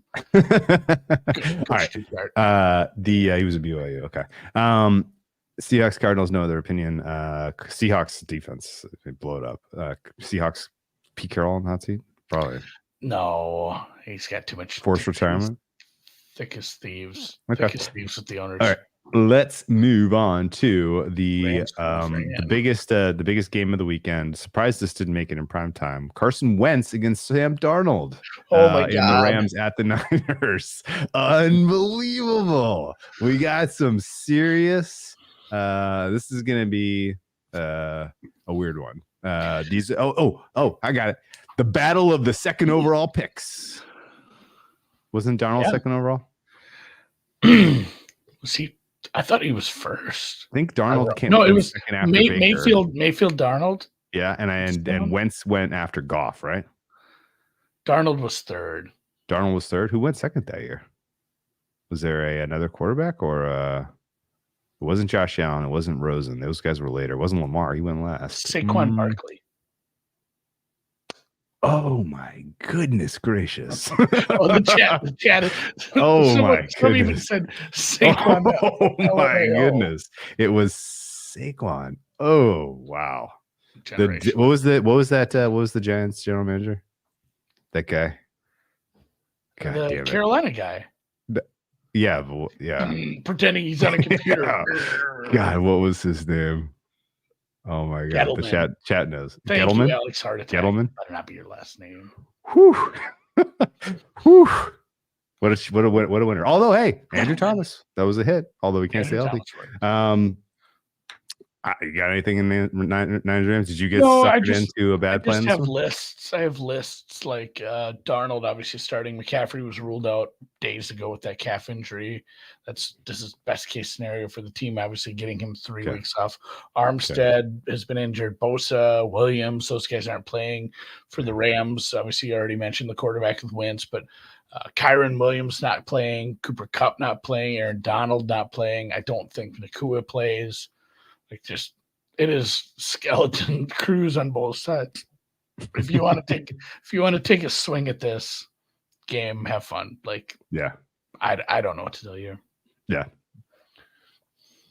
Live market. Joe Judge, Jesus Christ, guys. What? Hey, Gettleman hired the guy before too, right? And Jason Garrett was involved with that. Shermer. Did he hire McAdoo? I think so. What a run. 4 years. What a run. I got to stop complaining about the state of the NFL. We are in much better hands with some of these players no longer. No, some of these characters no longer. They've been written off, and now we are better for it. Oh, man. Okay. So, and let's just one quick note on the game. The Rams have something to play for. Yes. Why are they not playing for it? This makes me angry, man. it is one of those things where, Green Bay's favored, and I think is that all they would need? So if they win and Green Bay wins, I think that it doesn't matter. I feel like that was the scenario for the Rams. Like Green Bay wins, they stick in they're down in the 7th seed regardless if they both win, because Green Bay beat them 20-3. So like even a win here. No. They're up one in the win column. They're up one game. Okay. Yeah. If the Rams win this game, yeah. If the Rams came out and gave an A+ game plan and like, we are going to win this game. So they could, yeah, you're right. They can get to 6. I don't know. Every Rams win has them in my head. That was the case, because otherwise, why would you start wins? Every Rams win has them in the 6, and every Rams loss puts them in the 7. Maybe actually not. I'm sorry. Not every Rams loss, but Rams losses combined with Green Bay win puts them 7. Yeah. Maybe at this point, I guess they're valuing the rest over resting for important players over the difference between playing Dallas and Detroit. That doesn't really check Philly, out to I me. guess. That doesn't check out to me, I guess. I guess that, because like the answer, or maybe I'm just talking out of my ass because I have a big old bet on Rams NFC that I feels like a fever dream at price I got. But if you're the 6th seed, there's like a non-zero chance that you're hosting the NFC Championship game. If the Packers are in the 7, like the NFC is so flat, in my opinion, that I really feel like it's not crazy that if you get the 6, you might host. It's a little crazy. You think still a 6-7? Okay, talk to me about Dallas Green Bay. No, I know. I'm conviction Dallas is beating Green Bay with you. 2-7. No, I just want to hear the combination. Drew, the combination of both of those teams winning. Yeah. 2 games on the road as a dog is tough. So I'm saying it's a little crazy, but I'm with you. That we've said this for weeks. The NFC is flat. The Rams Super Bowl was at the behest of the Niners beating the Cowboys on the road, and then going to the unstoppable Green Bay Packers as 7-point dogs and taking them down off the bye.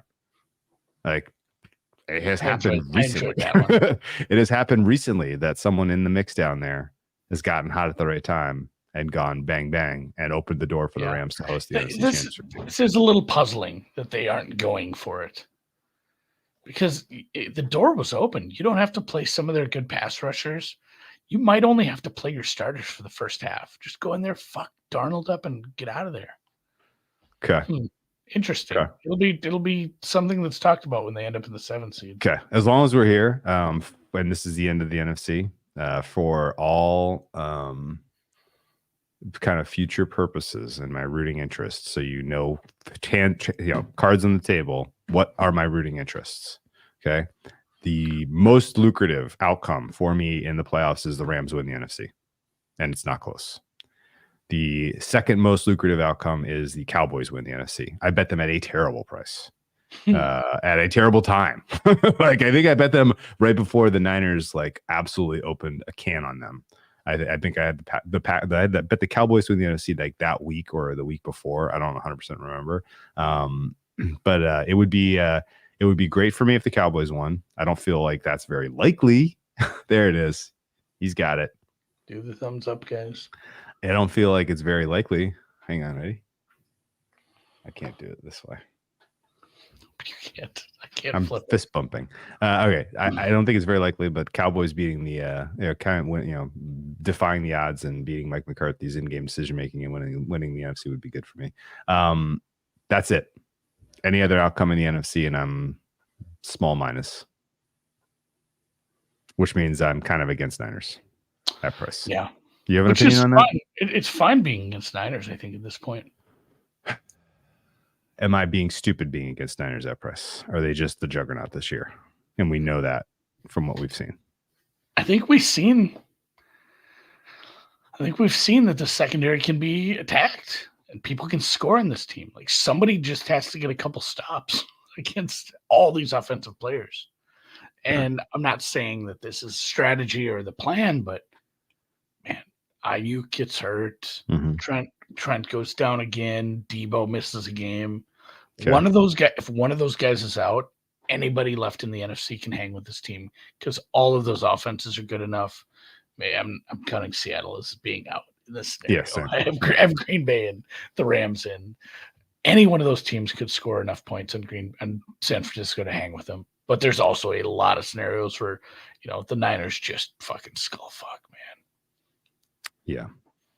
Yeah. Josh Johnson, that's your path. Well, I just need Purdy to get one shot to the head and play through it.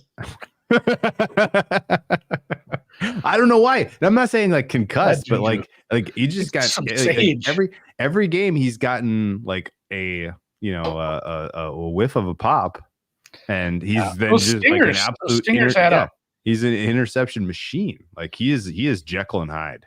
Like it is very, very straightforward, I think. Anyway, we'll see. I think the Packers are interesting if they go to San Fran in the 1-7. I would like to see what kind of points we have with Jordan Love if he can pull off the impossible in Dallas. And I would like to see, I guess, really, maybe I'm just bitching because I don't want Rams Cowboys and having one of my two futures out in round one of the playoffs. Yeah, that's actually probably why I'm being. I've had that. Yeah. I've had that. It's much more likely in the NFL. I had 3 futures in college basketball one year. And they all are in the same subsection, two played each other in the first round, and another one was one game up. Correct. I'm like, well, somebody's, and I'm like, well, there's a chance none of those make it to the third round. There's one team in there that can take them all out. I'm with you. Most of my outright betting and futures betting was to make playoffs, to miss playoffs. I stayed away. I have some small bets, and when I take the Rams at when we get the Rams at like 225 to make the playoffs. Yes, some people got it a week early at a way bigger price. I have them at almost 80-1 to win the NFC, which I kind of can't believe was available. In hindsight, they were a bad team to start the season. This was late in the season. Let me fucking pull up the date, man. Their odds to make it with where Seattle was, with the Niners. I mean, there was a lot of teams that have. You know what? This preceded Seattle fully cratering. Yeah, I mean, it really did seem like it was going to be, Seattle, and obviously Minnesota was there as well. Like the Rams they had a losing record. Minnesota and Seattle. It was basically like Dallas, Minnesota, Seattle. That's your wild cards. Kirk Cousins was down. I got a full stake, 2 full stakes. Lowest price was 65.74 Sirloin on stripping a flay on November 29th.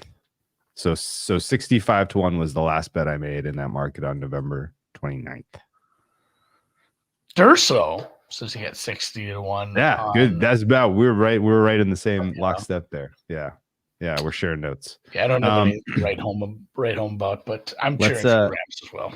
That would be just fucking awesome if they got there. We'll see. I'm not gonna count. Kansas City Chargers. All right.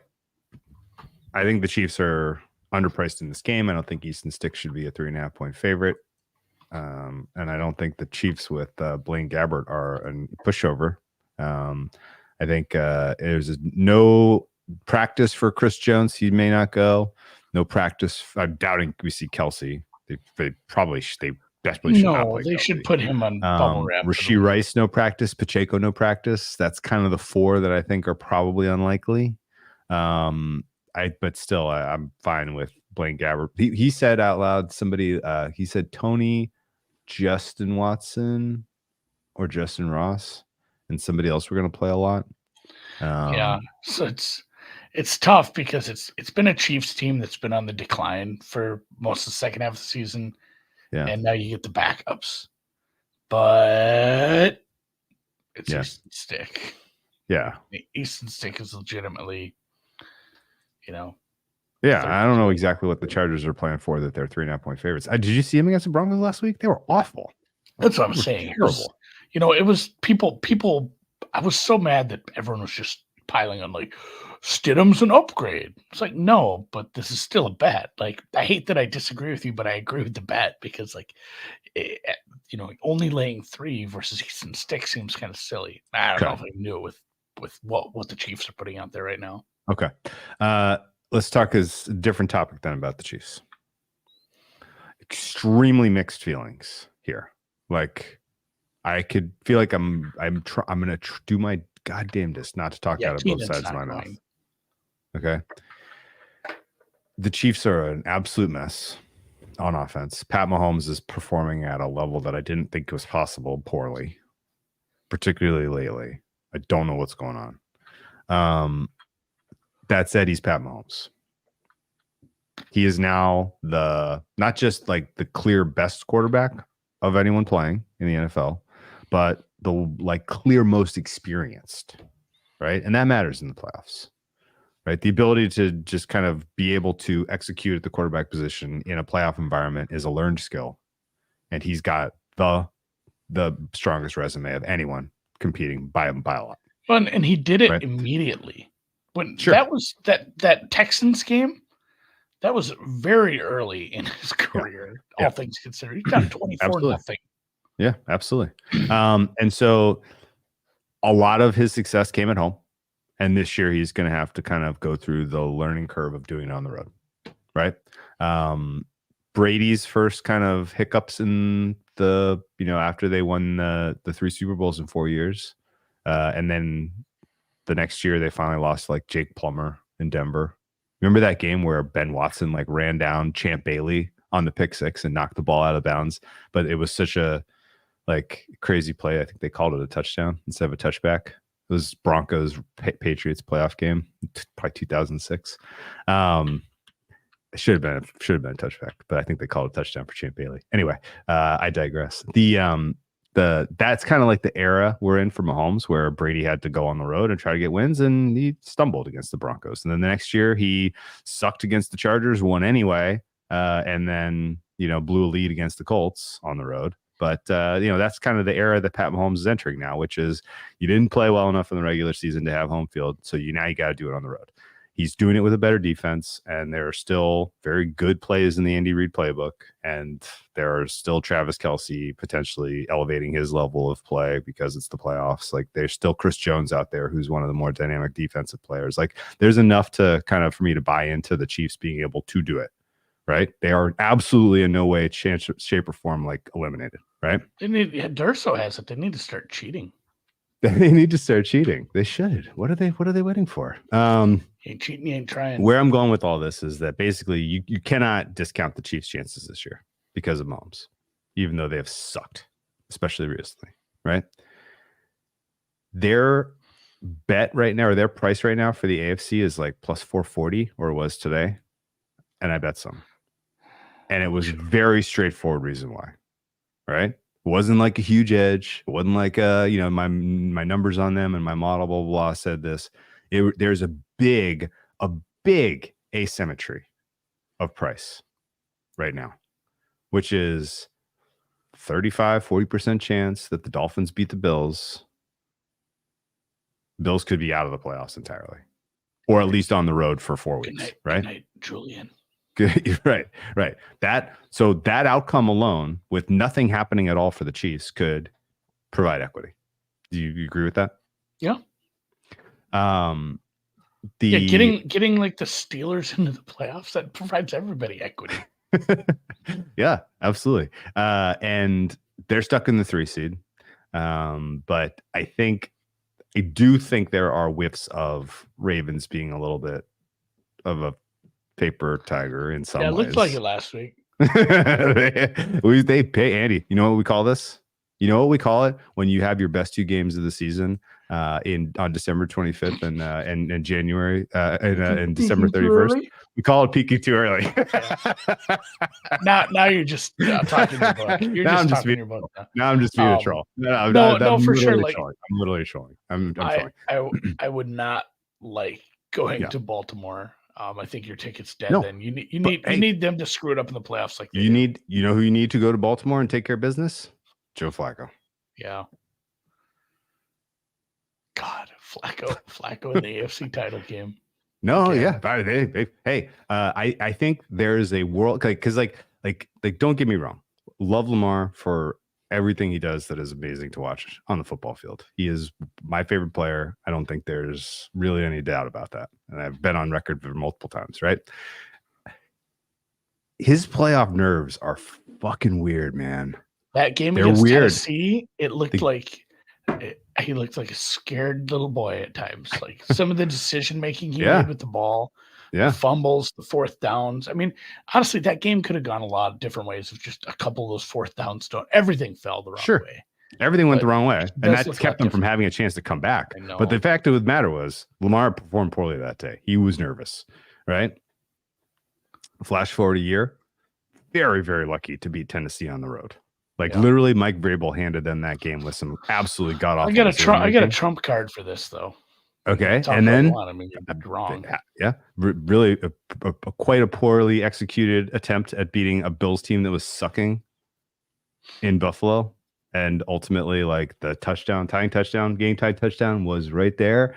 You throw a pick six instead. Like there are ghosts for sure when it comes to playoff performance for Lamar that I would love to see him get over the hump this year, but I still think that a Browns team and Flacco going into Baltimore, they're not scared of Baltimore. They're not scared of playing there. I'd still think I'd need like 6 or 7 for Kansas City. I'm not there with you. I get it. I'm just not there. Like there's too many spots where they go to Baltimore at some point, whether it's the second or third round, and they just get waxed. So on Sunday, Sunday night of divisional Lamar weekend, he's never had this kind of motivation before. The Mike Florio / florist motivation. You're right. That's a good point. Hey, when on Sunday night of divisional weekend, when Pat Mahomes goes to Miami to face the 2 seed Dolphins, who have no pass rush, to the break of dawn, and the Browns have already eliminated the Ravens on Saturday night, right? Just remember we had this conversation. I will. I still think it's a bad number. You think 4-1 is a bad number? Or 4 plus 440? Let me tell you what I bet. Let's see. Anything under 6, I think. Like for the AFC? For the AFC. Yeah. We're not talking about the Super Bowl. We're talking about winning 3 games. And potentially immediately scooping equity if a 40% outcome happens on Sunday night. They're not good, Drew. Like that's the issue. Like it's not a good team. If you want to bet on a team to like sneak into the play, why not bet Flacco? Like I trust Flacco in that defense right now more than I trust Patrick Mahomes. Is just saying something. Yeah, but what kind of price are you going to get on the? They don't have any kind receivers that want to step up right now. Dude, here's the problem with the Browns and their future price right now. You can do better money line parlay at Balto at KC. Yeah, at Balto at Buffalo. You probably do better with the KC money lines. Well, no, because I'm talking about literally scooping equity with things happening in games they're not playing in, which is the only way to play the futures market at this point. You can't be. Honestly, you can't be. Here's what I'm saying. You're basically betting a parlay of Kansas City to win in the first round, Kansas City to win in the second round, Browns money line. Like I think that number is like 6-1. I'm saying that you're banking on the Chiefs Ravens doing to it. not be there. The Chiefs doing it themselves is probably right. You're probably right. It's like 7-1 or something. But the Chiefs gaining equity with other AFC teams getting eliminated, not at the hands of the Chiefs, has a potential to swing this upside. That's what I'm saying. You're basically betting whatever the money line is against the, probably Browns Ravens second round. And I think you take that and combine it with a couple money lines with the Chiefs, you're at a bigger number before you even get to the AFC title game. Okay. I know. I'm just shitting on Mahomes, and it's not Mahomes. I absolutely put Mahomes in a bunch of other situations. He's a god, but Flacco has this defense and this system that has worked out well. And even with the mistakes he's made, this team is humming, whereas nobody wants to help him out. Kelsey is starting to look a little dusty. None of these receivers are stepping up, and the defense is taking steps backwards. Nagy is hurting this offense. It's no fun, but it just sucks that they're not fun right now. I don't know. I think their priors are pushing this market closer to 4 than it should be closer, to 5 or 6. Okay. I'm in for the record at Chiefs Chargers game. 441 is what I'm in at. Okay. And It's AFC only, and it actually is same payout as I have a Bills future, same payout as I have a Jags future. So ultimately, Bills. I'm Bills, with you on the Chiefs. Baltimore stumbling thing, but Okay, so if you were sitting where I'm sitting and you have equal payout Jags Bills for AFC right now, what are you adding? Browns. I honestly think you're going to do better with. Look. Here's the thing: like right now, the Eagles and the Browns are in the same I'm situation, in not my adding opinion, anything. which I is to just wouldn't say, add. betting their price is poison because they're going to have either Eagles and the Browns are both capable. I think if things go right, right there's upside. We agree. The Browns in particular, right? But I honestly think because they have to do it themselves at every step of the way, you're better off going, Honestly, rollover. and here's the thing: I hate Miami long term. Yeah. I think Miami, even with the injuries, that's a bad matchup for Kansas City, even at home. Like that's one of those they're currently not rostered for a comeback. If Miami gets healthy over the next 2 weeks, and they are certainly not healthy right now, everybody missed practice. We'll get to that in a second. They can move the ball on anybody. They don't have the defense. We've seen it a few times this year where teams have been able to slow or stop Miami. I don't think Kansas City is that case. I mean, you've seen what I made that price. I made it a pick 'em in Arrowhead. Like I just don't see them as a terribly good matchup, even with the lack of a pass rush for Miami. All right, man. Final point on this. The reason I made the bet and for beyond just the scooping equity a part of this, right? Mm-hmm. I don't really trust the Bills. Their offense looks fucked. I definitely don't trust the Dolphins. They look completely battered right now. I don't trust whoever this, last seed in the playoffs is to do a goddamn thing. AFC South kids, forget about it. Jags, not realistic. Yeah, I mean, even though the Jags are getting healthier, it's still like very tough for me to see them being an elite team, which means that there's like a realistic outcome that Chiefs just kind of take care of business until the AFC Championship game. And listen, this is I think Miami beats them and then just gets slaughtered by Baltimore. Well, that's plausible. That's very plausible. I think that's my modal outcome for the. Oh yeah, if it's Miami, Baltimore, the AFC Championship game, we just bet Baltimore and call it a season. Like I don't care about that. Yeah, I don't care. Yeah, but if it's a good game, would be Buffalo Cleveland in that scenario. So here's in the 2-5. Here's what having KC in pocket gives you. If it is Baltimore, Kansas City, AFC Championship game, which I think is actually kind of likely. Okay. What is that price? One more time. I'm sorry, I was reading something. Baltimore hosts Kansas City in the AFC Championship game. What is that price? 4. Okay. Which puts the money line around, because we would have had to upgrade Kansas City at that point. That puts the money line around. We'll say money line somewhere between -160 and -200 for Baltimore in that game. Let me see what my actual price would be right now. So I was high on Kansas City for parts of this year.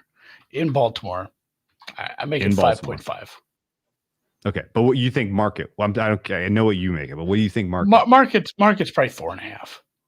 Okay, so we'll say it's -200. We'll say it's like -200 for Balto on the money line in that one.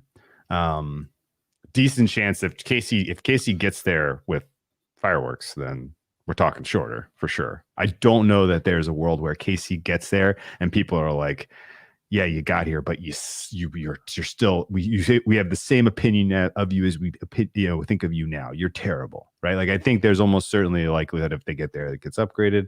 Whereas Baltimore, maybe you see them get over the hump and Lamar Jackson has his best playoff game of his career at home against somebody shitty, and made the Jags. He just buries the Jags at home, and then it's like, okay, well, this is easy. I get off of this with the -200 Baltimore. Right. Like I think it is a very, very flexible position because I have a tough time seeing a world where, the Chiefs aren't competitive at Buffalo in a 2-3 game, and where they're not better than the Dolphins in a 2-3 game, and where there's not the opportunity of other outcomes here, knocking out the Bills, knocking out, other good teams that like opens the door for Chiefs.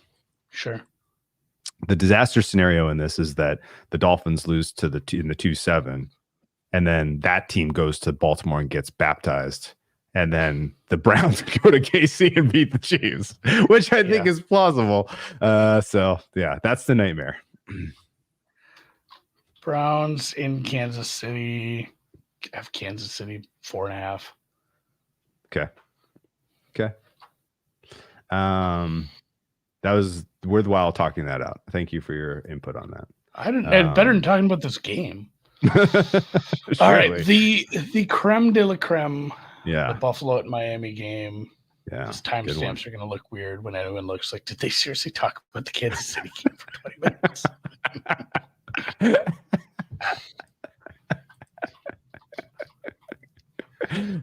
we just couldn't get enough. Blaine Gabbert versus Easton Stick.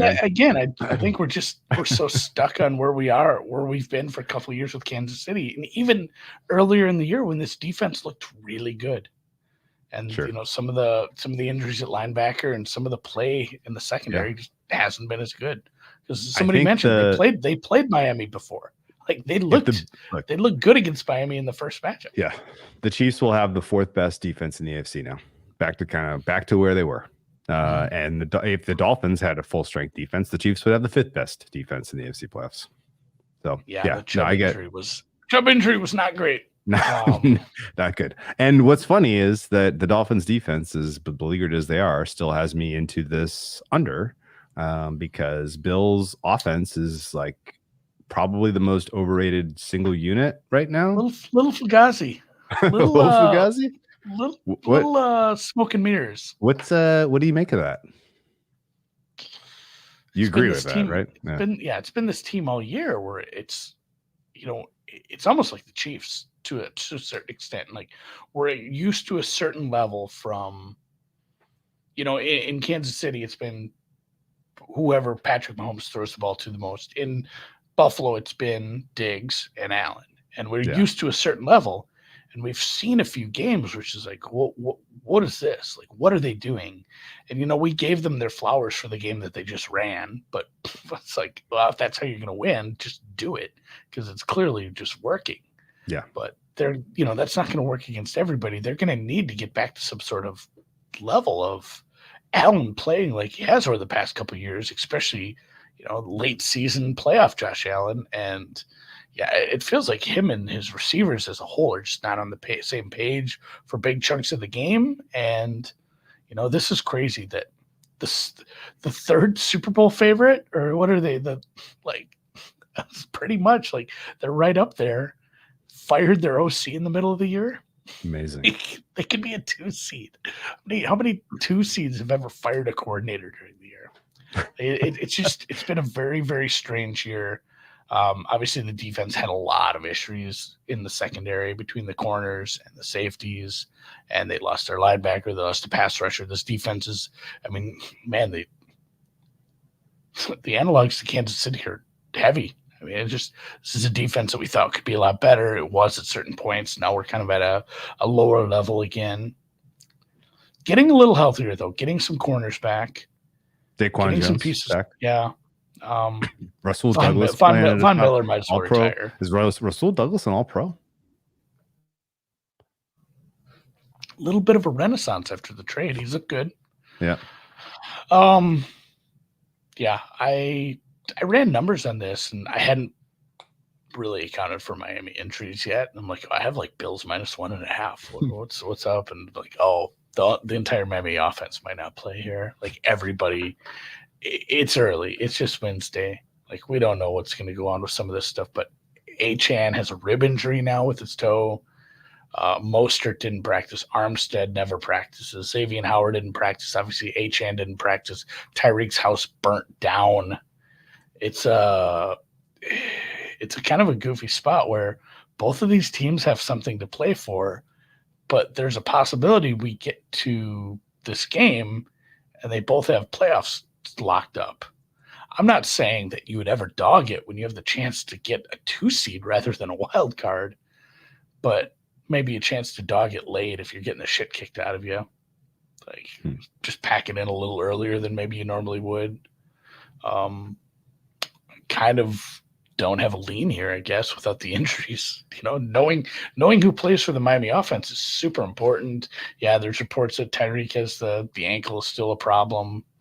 Like, if anybody has a case to pack it in before the game, it's Miami, just because we ran out of players. I don't understand why I don't that's think not on the table. It's because a 2 seed compared to a spot where they fall to the 6, so massive. So massive. Like I know the goal is Super Bowl. Like that's your team is constructed that way, but like still Tua doesn't have a playoff start. Yeah, I know you'd rather have a playoff start for Tua at home to get his feet wet. He's not right. You got to deal with a shoulder injury and shoulder and quad. So yeah, I'm not sure why foot off the gas get active buy isn't on the table here. It's the home games. You have to weigh it. So you have your two scales here, and you have like, what if our players all get hurt? Well, then you're not winning anyway. What if we get the 6th seed? Well, you're probably not winning the Super Bowl, having to go, multiple road games. Probably, at Cleveland. Like there's like an at Cleveland scenario. There's definitely at Baltimore. You're probably at that spot. You're probably lining up for another. Well, it's 2-7, so the Bills would just get a cupcake like Indy or something of that nature. Yeah. Or excuse me, the Bills being the 2 seed, like basically giving yourself a home game against Indy. I mean, what would you make Miami Indy if Miami's healthy? Like, I think the risk is great enough to win the division. 7. I'm higher than that a little bit. Okay, so here's the weird thing. At home, like basically getting yourself into the second round of the playoffs by winning this game. You got to play it. Yeah, I'm like here's for that game. Here's one of the things I felt pretty confused about this particular market. And so far, all I have played is under 50. That's the only bet I made on this one. I cannot square Bills 3 unless there is a potential that the Dolphins pull the ripcord. And I said it on Matchbook today. I was like, this is kind of a weird number. It kind of tells me there's a non-zero probability Tua doesn't play. And somebody messaged me and I was like, he's playing. I was like, okay. But there's clearly like, this is Dolphins are past that price. And the reason it's a little off, I think, is either it's off because Bills' offensive rating hasn't been adjusted correctly, or the Dolphins maybe aren't going full strength for, just to get right for the maybe not by choice. Maybe some of these players just aren't available come Sunday night. Well, they did get a favor not having to play Saturday. We didn't mention that. It's kind of a little caveat to the Houston Indy game. That's another reason I like Indy. Just Houston not having an extra day to try to get some receivers back. Yeah, that's rough. That was rough. It stinks for both teams, but it stinks, I think, more for them. So, yeah, I think this number is where it's at because of the injuries and the high probability that they're missing multiple important players. The 4 best players in the field that aren't Tua could be, and 5 probably Armstead. I mean, they could be missing any or all of those players. I think Waddle does go though. Okay. All right. Well, Waddle's going to go. You think? I thought that was the kind of consensus that he'd be back. Wow. Yeah, Tua's going. Okay. Tua plays for sure. All right. Well, here's a question. I still like the under, I guess, but because this was if it's Tua without his playmakers, you see what this offense can turn into. Yeah. We've seen him in the fourth quarter. Do you know who the backup is in case Tua goes down? If Tua, Mike White. Mike White. Yes, it's a Michael White. I hope we get to see some Michael White. Yeah. I'm kind of over the NFL. I'm going to find some props for this. NBA is just absolutely cooking right now. Who cares about the NFL Week 18? Don't do that. It's the NFL. Stop it. Stop it. We're about to hit the playoffs. These are fun. The playoffs are going to be great fun. I can't wait. I'm I guess I excited. can't wait. I know it's just kind of a this is a take your medicine before you get your dessert, because there's some shitty games to wade through this week. Yeah. But some old friends, some legends. Carson Wentz, Sam Darnold, back. Jeff Driscoll. Yeah, we got some legends. All right, man. Good show. That was fun. Rooting interest for me is any award thoughts, like scared that I'm gonna lose a bunch of money on Myles Garrett somehow. Yeah, both defensive awards are very much in flux. Yeah.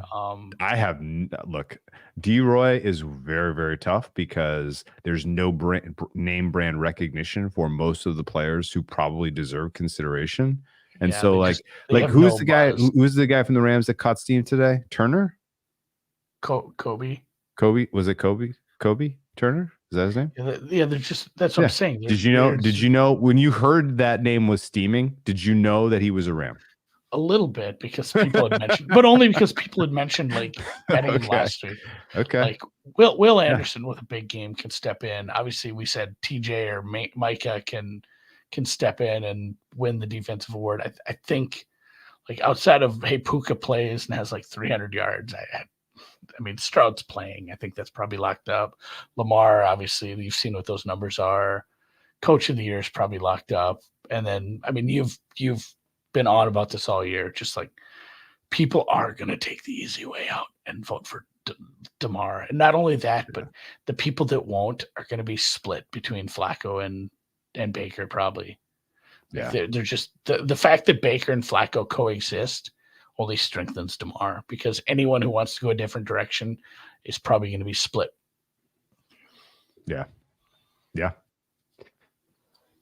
Agreed. Yeah, I know some people get some big numbers on Kobe. I don't think he has a shot outside of, something fantastical. Did you know, without looking up, what team Yaya Diaby plays for? The Colts.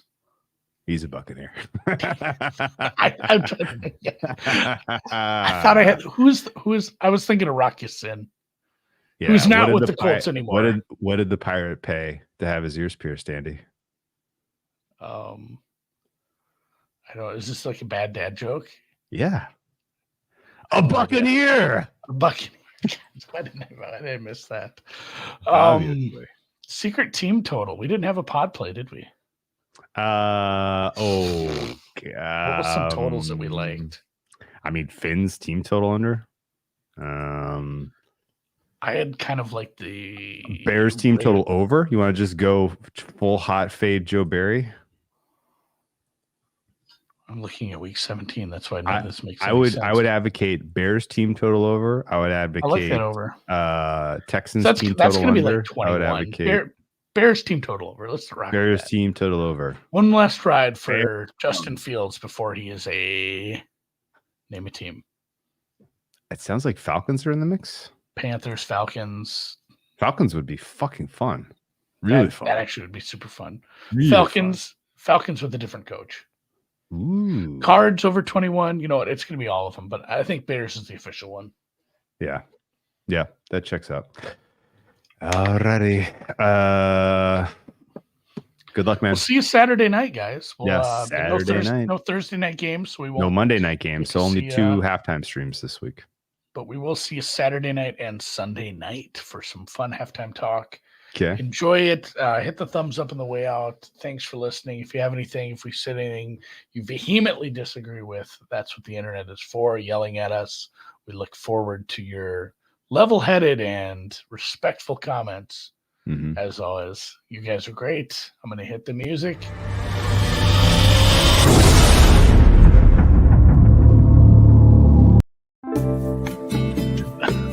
Drew, I can't help it. I don't know why we don't use that more. I love that. We have it. Love that.